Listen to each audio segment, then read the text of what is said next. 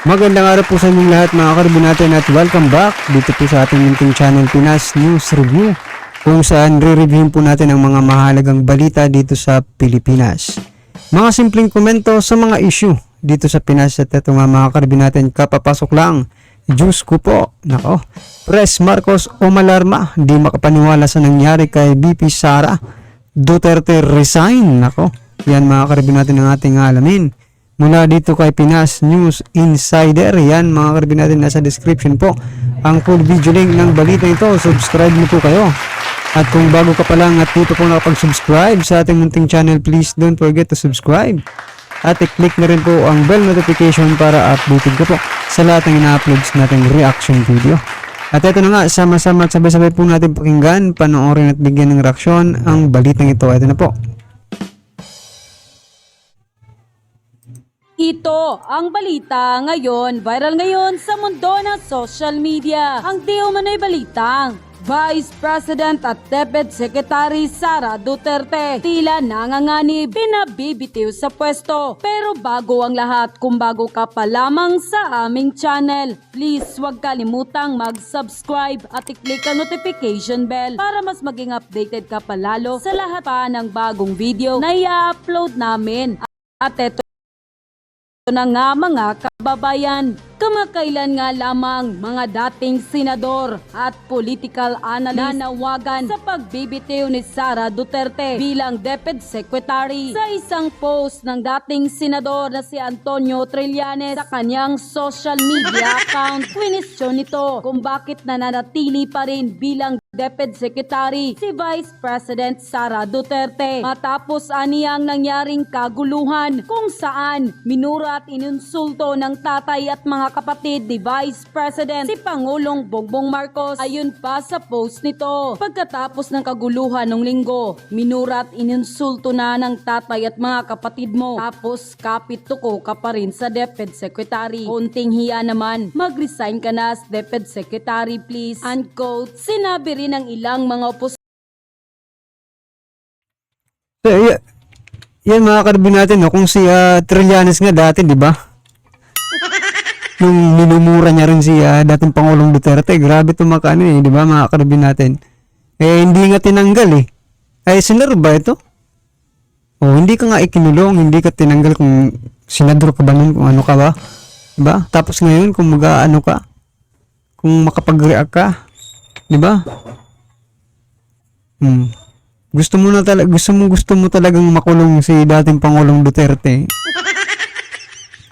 posisyon na nakakabahala umano dahil sa estado ng relasyon na magkabilang panig at baka makaapekto ito sa relasyon ng Pangulo at sa pangalawang Pangulo. Ngunit sa isang pahayag, sinabi ni Vice President Sara Duterte na nirerespeto niya ang pananaw ng kanyang ama at kapatid, subalit may paglilinaw ito. Katulad ng posisyon ko sa maraming mga issue, hindi na kailangan na sumang-ayon ako sa lahat ng mga ito. Pinalaki ako ng aking mga magulang na may pagpapahalaga sa malayang pag-iisip at pagpapasya. Binigyang diin din ni Vice President Sara Duterte na uunahin raw niya ang katapatan sa paglilingkod sa bayan bilang Deputy Secretary at pangalawang Pangulo, at isusulong raw niya ang pagkakaloob ng dekalidad na edukasyon para sa mga kabataan at pagkakamit ng tunay na kapayapaan para sa buong Pilipinas. At sa kabila ng kanilang kaliwat kanang paninira, patuloy pa rin silang sinasampal ng katotohanan dahil kahit anong bato nila kay Vice President Sara Duterte ay tatayo at tatayo pa rin ito sa sarili nitong paa. Nang lumabas nga ang balitang ito, marami sa ating mga kababayan ang hindi napigilan ng kanilang sarili na maglabas ng kanilang hinaing at komento sa mundo ng social media. At ayon pa sa kanila, naku naman, hindi talaga mawala ang mga kontrabida basta't may bida. Sinisiraan lang nila si BP Sara. Wala namang magandang mangyayari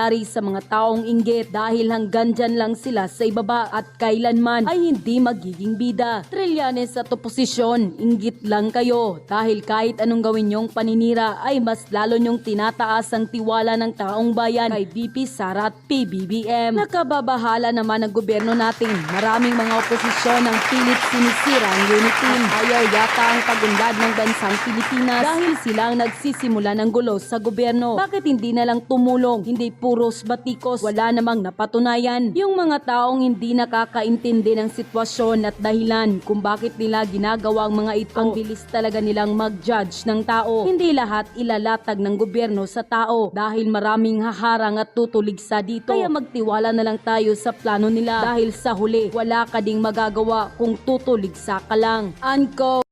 Dito nyo makikita mga Lods na meron talaga silang hidden agenda kasi hindi nila masabi-sabi bakit ba nila kailangan amyendahan ang konstitusyon. Ano yung end goal? Ano yung provisions na gusto nyong palitan sa Constitution? Or totally gusto nyo na palitan yung Constitution? That will be decided by the Constituent Assembly. I mean, parang pinapaubayan nyo na dun sa Constitution. Yeah, well, me personally, yes. Why? I believe that congressmen and senators are bright people. So yung grupo nyo, That will discuss everything. hindi alam kung ano yung papalitan sa Constitution. Kung ano yung details na papalitan dun sa Constitution. Yeah, because Basta ang in importante the lang ultimate analysis, it will be the basta ang Constituent importante lang Assembly that will maalis decide yung, everything. ma-diminish yung power of the Senate. Ano talaga yung end goal nyo? Anong papalitan nyo? Was it, term limits ba was part of that?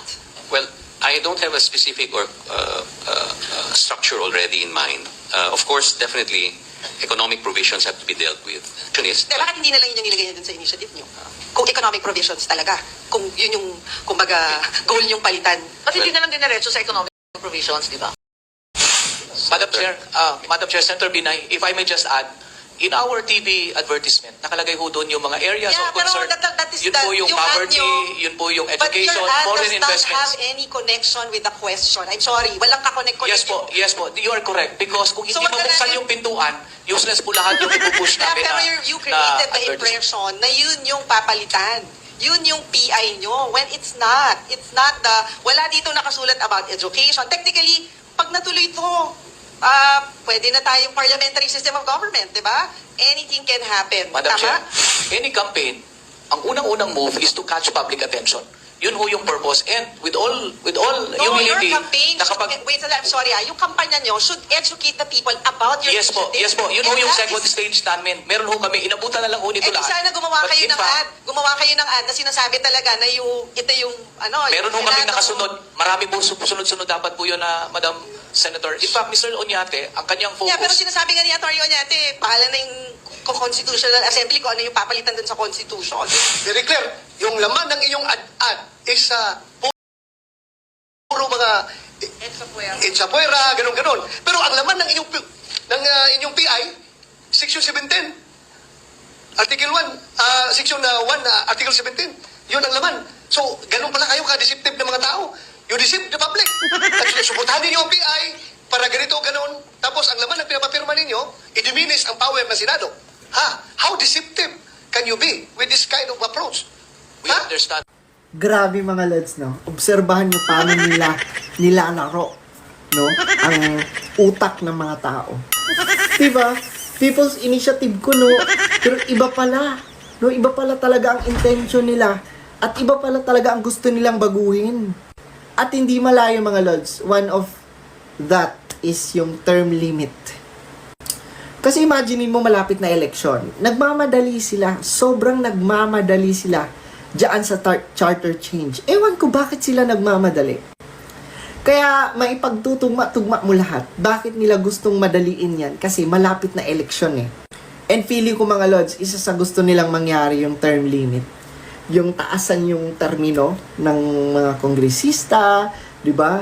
Ng mga politiko. So yan mga ka-review, agree po ba kayo dito kay Mr. Rel Talker? Yan ha. Ay nako, talaga bang parang buwis-buhay na talaga yung kanilang pagdidepensa dito sa People's Initiative nito. Ma-push lang yung tsa-tsa.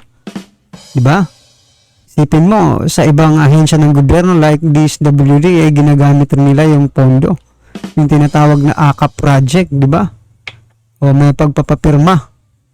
Di naman, oh. O, yan na nga po mga karibin natin. Tulad nga po ng sinasabi ng ating mga kababayan, kung imbis na po na nagtitirahan, nagsisiraan, nagbabatuhan ng mga maruming putik, bakit hindi na lang po pagtulungan, di ba? Magtulungan na lutasin yung mga problema ng ating bansa. Yung basic talaga na problem ng isang Pilipino, no? Isang hampas lupa. Tulad natin, di ba? Oh, kasi doon makikita natin yung talagang sila ba ay para sa bayan, para sa bansa, para sa Pilipino, or para lang sa mga sarili nila at sa mga kapartido nila at sa mga sponsor nila. Di ba? Doon mo talaga makikita yung totoong serbisyo sa bayan. Oh, may ganun ba dito sa administrasyong ito, mga karibin natin? Mayroon bang ganung politiko? Sa panahon kasi ni PRRD, mga karibin natin, nakikita po, ramdam, di ba? Ramdam po ng taong bayan na talagang tumutulong. Yung administrasyon, yung gobyerno, di ba? Partida pa yon, mga karibin natin, kasi may pandemic pa yon, di ba? Yung pinagkukunan ng mga pondo, siyempre, limited yun kasi pandemic pero ngayon, dapat ngayon itong administrasyon ito, dapat nagpapasikat, di ba? Nagpapasikat po sa ating lahat, di ba? Sa mga bumoto sa kanila. Ano ba ang tinatawag natin ano ba yung para sa akin yung definition ng pagpapasikat ng isang politiko? Yung talagang nakikita, nararamdaman ng taong bayan na tumutulong, na may tulong na ginagawa, na may tulong na ibinibigay sa taong bayan. Diba? Ikaw ba? Kayo po ba na nanonood ngayon dito sa ating maliit na channel, no? Ramdam nyo po ba na may gobyerno tayong tumutulong ngayon? Diba? Kung random nyo po, paki-comment nga po sa baba para at least alam po natin na may mga natitira pa nga, diba? Opisyal ng gobyerno na talagang may malasakit din pala sa ating bansa, diba? Nako, yan mga karibin natin, ano naman po ang inyong reaksyon? Komento sa naging balitang ito. Talagang pinipilit na pabagsakin si VP Sara, no? Pero hindi po sila magtatagumpay dahil nasa likod po ni VP Sara ang taong bayan, no?